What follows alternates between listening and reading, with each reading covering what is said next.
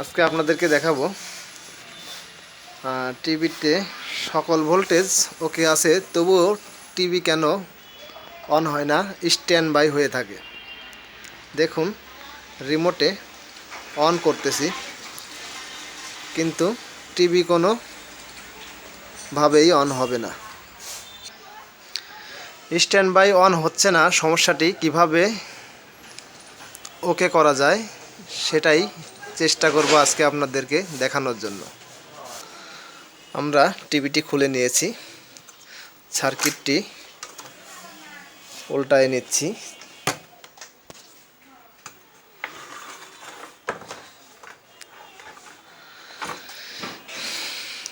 সমস্যাটি সমাধানের জন্য আমরা কিছু ভোল্টেজ মাপ দেব, তারপরে বুঝবো কোথায় থেকে সমস্যাটি হচ্ছে। আমরা মিটারের 200 ভোল্টে দিয়ে নিচ্ছি। টিভিটি অন করে নিচ্ছি। আমাদের কমন যে ভোল্টেজগুলো মাপার, আমরা সেই ভোল্টেজগুলো মেপে নিব। আমরা প্রথমে দেখে নিচ্ছি বি প্লাস, দেখুন 108 ভোল্ট আছে। ফ্লাইব্যাগেও বি প্লাস 108 ভোল্ট যাচ্ছে, আউটপুটে 108 ভোল্ট দেখাচ্ছে। তো এই আউটপুটে যদি টিভিটা অন হতো, এখানে ডিজিটাল মিটারে কোনো ভোল্ট থাকতো না, এটা অসিলেশন ভোল্টেজ। দেখুন, রিমোটে আমরা অন করছি,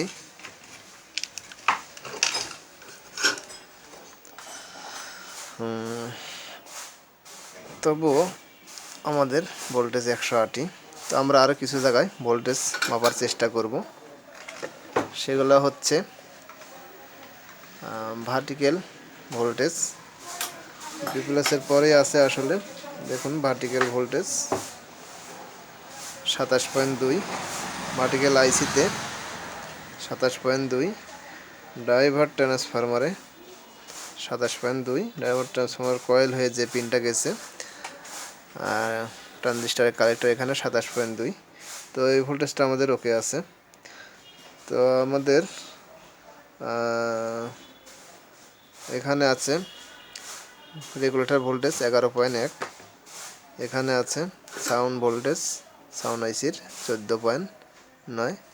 তো আমাদের যেটা দেখতে হবে, টিউনিং আইসির ভোল্টেজে কত ভোল্ট, 0.00। আমরা রিমোটে টিভিটি অন করে নিচ্ছি, দেখি টিউনিং আইসিতে ভোল্টেজ কত দেখায়।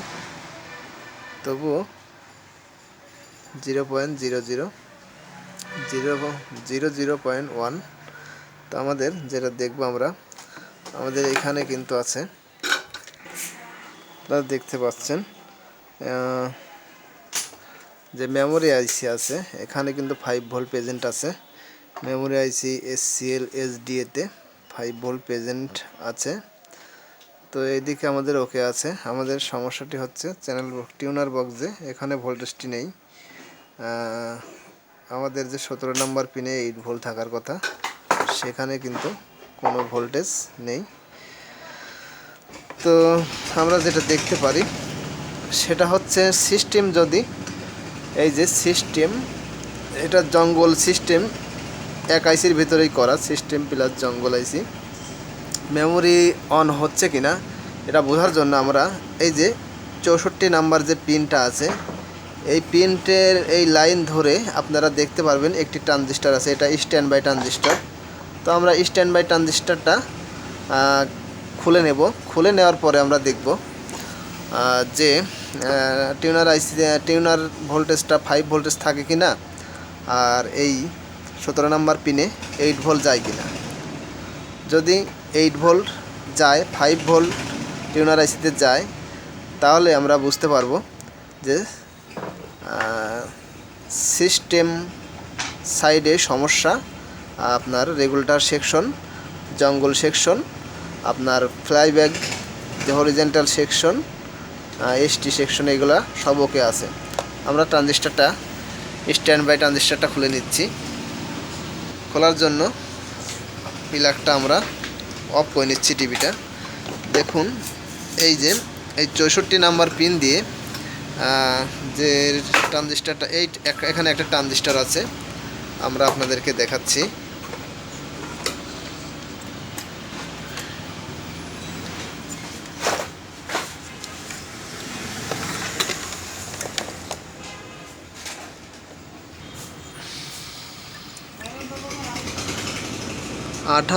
C1815 ট্রানজিস্টারটির নাম্বার হচ্ছে C1815। দেখুন C1815, এই ট্রানজিস্টারটি আমরা খুলে নেব।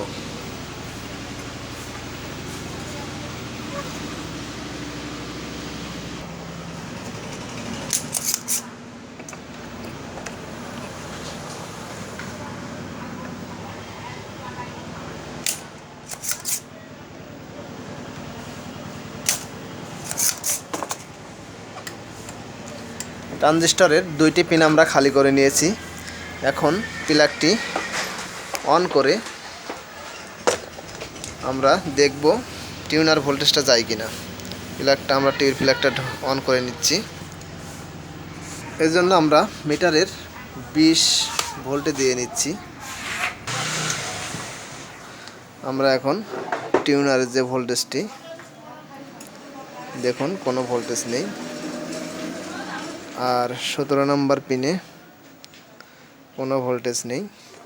তো আমাদের রেগুলেটরের যে ভোল্টেজটা সেটি হচ্ছে কিনা, রেগুলেটরের ভোল্টেজটা আপনারা দেখুন। এই যে ভার্টিক্যালের যে লাইনটা 200 মিটারের 200তে দিয়ে নিচ্ছি। ভার্টিক্যালের লাইনে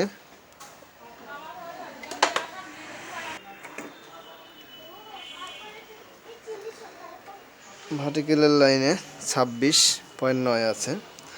তো আমাদের ভার্টিক্যাল লাইনে একটি রেস্টেন হয়ে, দেখুন এই একটি রেস্টেন হয়ে এখানে 3.3 ভোল্ট দেখাচ্ছে। আসলে এখানে দেখানোর কথা ছিল 9.1 ভোল্ট। তো এখানে ভোল্টেজটা আমরা কম পাচ্ছি। এটা হচ্ছে রেগুলেটরের এই যে রেগুলেটরের যে ভোল্টেজ 10.8, এদিক দিয়ে রেস্টেন দিয়ে এখানে 2টা ট্রানজিস্টার দিয়ে 5 ভোল্ট এবং 8 ভোল্ট রেগুলেটর কাজ করা হয়েছে। সেই রেগুলেটরের বেজ যে ভোল্টেজটা, এটা ভার্টিক্যাল আইসিতে যে ভোল্টেজটা গেছে ওইখান থেকে, কিন্তু এই রেজিস্ট্যান্স দিয়ে এখানে 9 ভোল্ট দেখানোর কথা ছিল। এই 9 ভোল্টটা দেখাচ্ছে না। আমরা এই জেনার ডায়োডটা অথবা এই ট্রানজিস্টারটা খুলে তারপরে আগে আমরা ট্রানজিস্টারটা খালি করে, এই পিনটা খালি করে দেখব ভোল্টেজটা দেখায় কিনা। আবারও প্লাগ খুলে নিচ্ছি। আমরা একটি ডিজিটাল মিটার ব্যবহার করতেছি। দেখুন আমাদের 1K-তে দেওয়া আছে মিটারটি, 1K।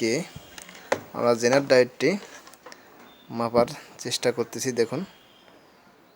দেখুন নেগেটিভে পজিটিভে দুই দিকে আমাদের মিটারের কাঁটাটি শো করতেছে। তো আমাদের জেনার ডায়োডটা আমরা শর্ট পেলাম, এটা আমরা চেঞ্জ করব। চেঞ্জ করে দেখব আমাদের ভোল্টেজটা ওকে হয় কিনা।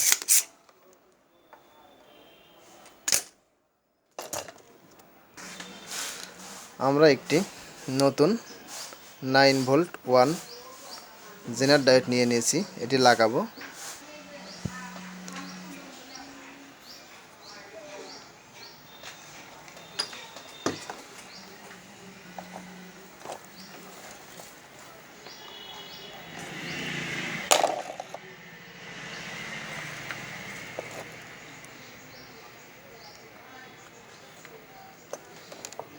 অবশ্যই প্লাস মাইনাস ঠিক করে নিতে হবে।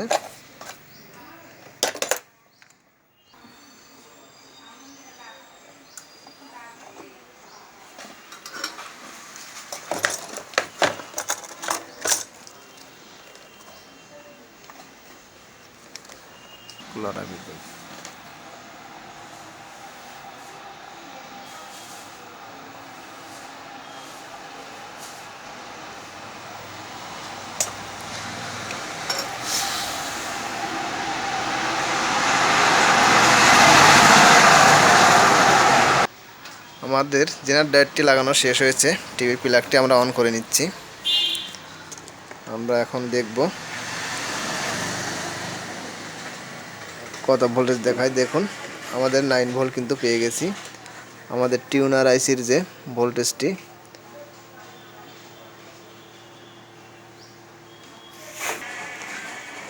ভোল্টেজটি দেখাচ্ছে না, কারণ আমরা এইখানে 8 ভোল্ট যে ট্রানজিস্টরের পিনটা খালি রেখেছি, এটা আমরা ঝালাই দিতে ভুলে গিয়েছিলাম। ঝালাইটা দিয়ে নিয়েছি আমরা। এখন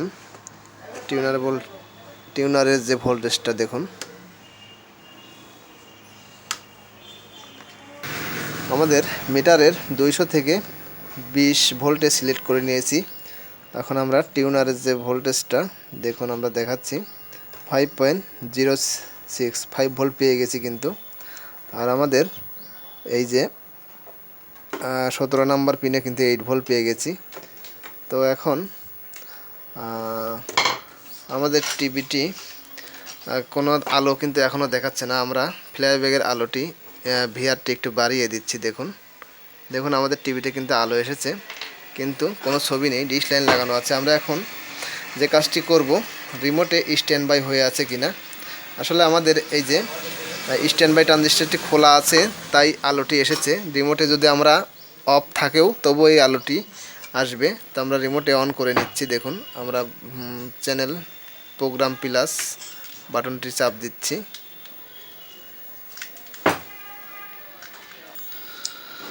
আমাদের সেন্সরের লাইনটা ছিঁড়া আছে, এর জন্য হচ্ছে না। আমরা কিবোর্ডে যে লাইনটি আছে আমরা শর্ট করে দিচ্ছি, এবং শর্ট করার পরে দেখুন টিভিতে কিন্তু ছবি চলে এসেছে। এখন আমাদের স্ট্যান্ড বাই ট্রানজিস্টরটি যে খুলে রেখেছিলাম, এটি ঝালাই দিলেও কিন্তু কাজ করবে। তো আমরা স্ট্যান্ড বাই ট্রানজিস্টরটি ঝালাই দিয়ে নিচ্ছি। স্ট্যান্ড বাই ট্রানজিস্টরটি ঝালাই দেওয়া হয়ে গেছে। আমরা এখন সার্কিটের বডির সাথে যে সমস্ত সেন্সর, স্পিকার এগুলো আছে, এগুলো লাগিয়ে নেব। আমরা এসি কোডের যে লাইনটি লাগিয়ে নিচ্ছি, ডিকোজিনের তার সেটিও লাগিয়ে নিচ্ছি। সেন্সর, স্পিকার সমস্ত কানেকশন দেওয়া শেষ। আমরা টিভিটি অন করে নিচ্ছি। প্লাগটা সিরিজ লাইনে লাগিয়ে দিলাম। দেখুন টিভিতে সাউন্ড চলে এসেছে, টিভিতে আলো এসেছে। তো আমরা ভিআর ঘুরিয়ে একটু আলো বাড়িয়ে দিয়েছিলাম, আলোটা একটু কমায় নিচ্ছি।